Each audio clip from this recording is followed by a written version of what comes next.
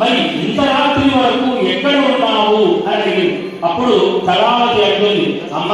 ఒక బ్రాహ్మణిలో సత్యనారాయణ స్వామి వ్రతం జరుగుతూ ఉంటే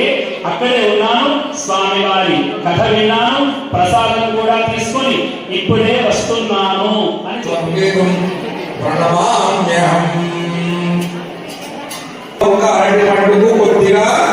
మొక్కు తీర్చుకొని